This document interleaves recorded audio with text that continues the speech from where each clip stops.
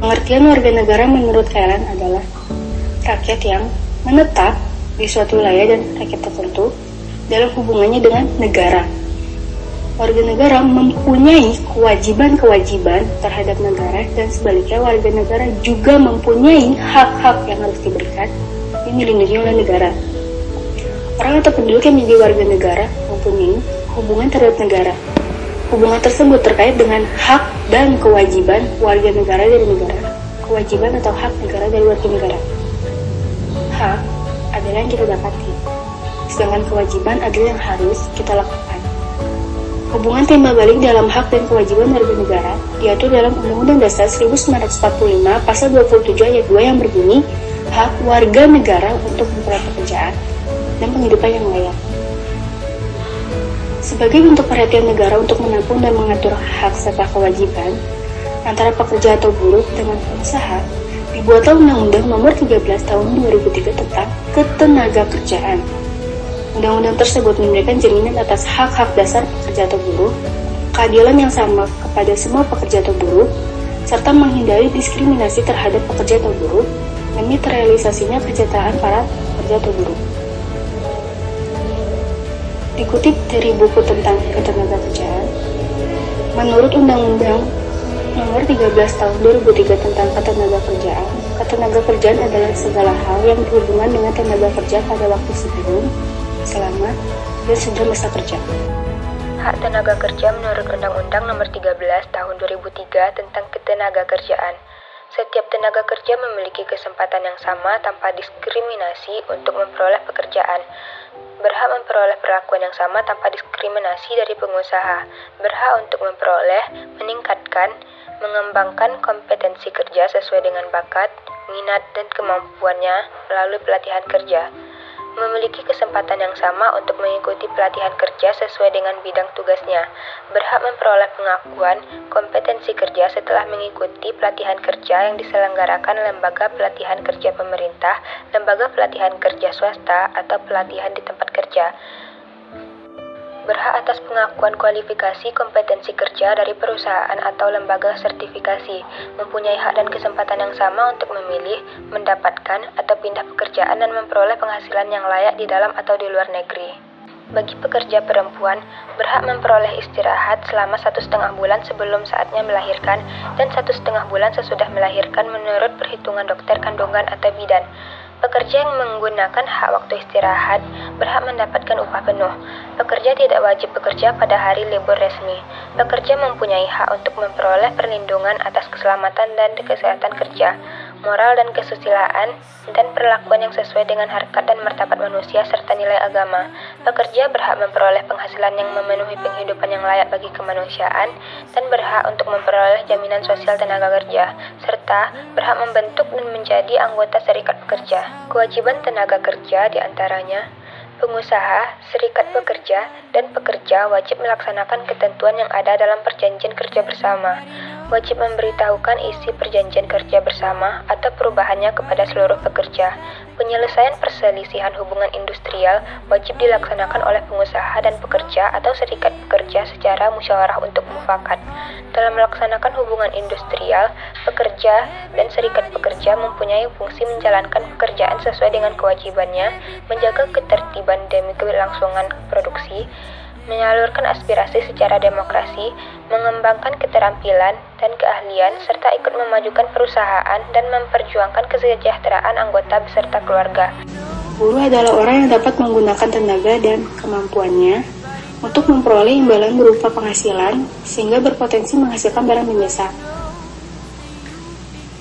Di satu sisi, buruh selalu terpinggirkan, namun di sisi lain, buruhlah yang berkontribusi dalam mendukung perekonomian negara. Padahal, peran buruh sangat penting dalam satu negara.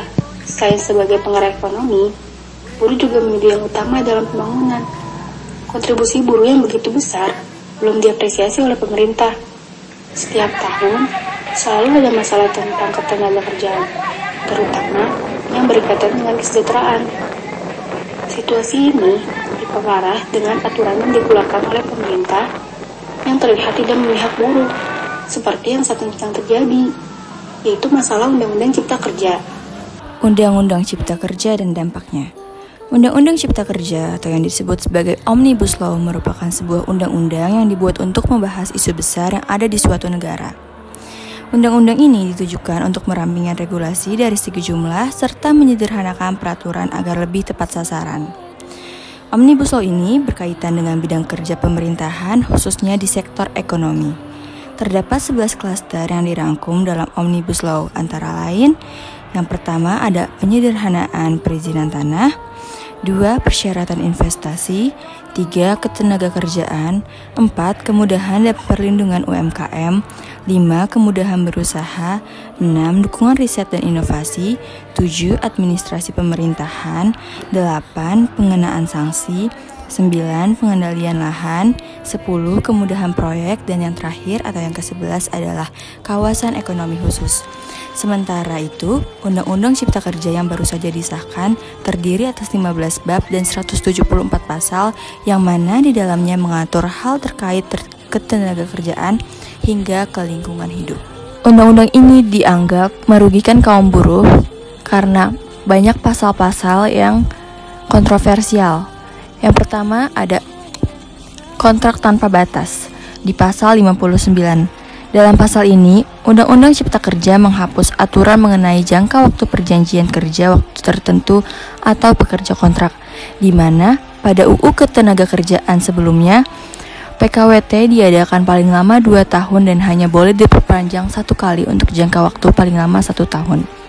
Kedua, dipangkasnya hari libur. Pada pasal sebelumnya, para pekerja mendapatkan hak libur 2 hari dalam sepekan. Namun, di Undang-Undang Cipta Kerja ini, hari libur dipangkas menjadi 1 hari dalam sepekan. Ketiga, aturan soal upah dihapus. Pasal 88. Kebijakan upah yang ada pada UU Ketenagakerjaan telah dihapus di Undang-Undang Cipta Kerja. Pada pasal 88 ayat 4 kemudian menyatakan, ketentuan lebih lanjut mengenai kebijakan pengupahan diatur dengan peraturan pemerintah. Keempat, sanksi tidak dibayar, upah dihapus. Pasal 91 ayat 1 dan 2 pada UU Ketenagakerjaan menjelaskan bahwa pengusaha tidak boleh memberi upah lebih rendah dari pengupahan yang ditetapkan. Peraturan perundang-undangan yang berlaku telah dihapus, di mana pengusaha pasti akan lebih semena-mena terhadap para tenaga kerja. Bisa jadi mereka memberikan upah yang lebih rendah dari apa yang telah ditetapkan. 5. Hak memohon PHK dihapus. UU Cipta Kerja juga menghapus hak para pekerja atau buruh untuk memohon pemutusan hak kerja apabila merasa dirugikan oleh perusahaan, sebagaimana yang sebenarnya telah tertulis pada UU Ketenagakerjaan pasal 169 ayat 1, 2, dan 3. Omnibus Law sendiri sudah diterapkan oleh beberapa negara dan tidak menimbulkan permasalahan, karena beda negara berbeda pula permasalahannya. Indonesia ini negaranya luas, pulau-pulau dan penduduknya banyak. Jadi, jika dibandingkan dengan negara lain, pastilah akan berbeda pula permasalahannya. Mungkin di beberapa negara, Omnibus Law ini berhasil karena rakyat dan pemerintahannya saling menguntungkan. Tetapi di Indonesia yang negaranya luas, masyarakatnya juga bermacam-macam. Jadi wajar kalau ada pro dan kontranya di sini. Menurut kelompok kami, pemerintah kurang sigap dalam menghadapi keinginan warga negara. Sehingga kondisi saat ini, hubungan negara dengan warga negara sudah tidak harmonis lagi. Karena pemerintah terkesan terburu-buru dalam mengesahkan Undang-Undang Cipta Kerja, di mana isinya lebih menguntungkan pihak investor daripada pihak buruh. Banyak draft Undang-Undang Cipta Kerja yang palsu. Bahkan beredar 3 draft Undang-Undang Cipta Kerja yang dianggap oleh masyarakat diberi dari pusat. Hal ini sangat memalukan sekali, karena pemerintah tidak melibatkan semua lapisan rakyat dalam proses pembuatan Undang-Undang Cipta Kerja.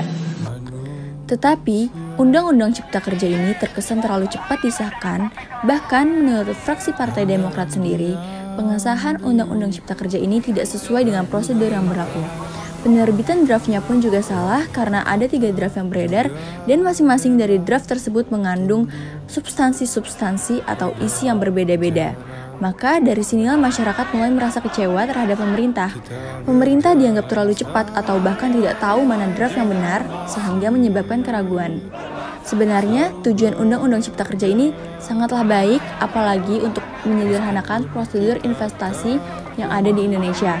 Mengingat administrasi di Indonesia itu sangatlah rumit. Maka dari itu, banyak perusahaan yang tidak mau berinvestasi di Indonesia karena proses perizinan dan sebagainya itu dianggap sulit. Jika mudah pun, biasanya harus menggunakan uang suap-menyuap. Tadi 9 fraksi telah menyampaikan pandangannya pimpinan, dan kami melihat sebagian besar fraksi menyadari adanya penolakan rancangan Undang-Undang Cipta Kerja ini. Ya, DPR akhirnya mengesahkan Undang-Undang Cipta Kerja pada Senin sore, namun sebelumnya undang-undang ini menuai polemik dari berbagai pihak. Pimpinan, mengapa ini terburu-buru pimpinan? Rakyat di luar bertanya-tanya, kawan-kawan semua di ruangan ini. Makanya kamu bisa tahu dia dulu, jangan ada komunikasi. Pimpinan, undang-undang ini memperkarat kerusakan lingkungan, kemudian menghilangkan kewenangan kami di daerah, menghilangkan hak-hak terkecil. Kawan-kawan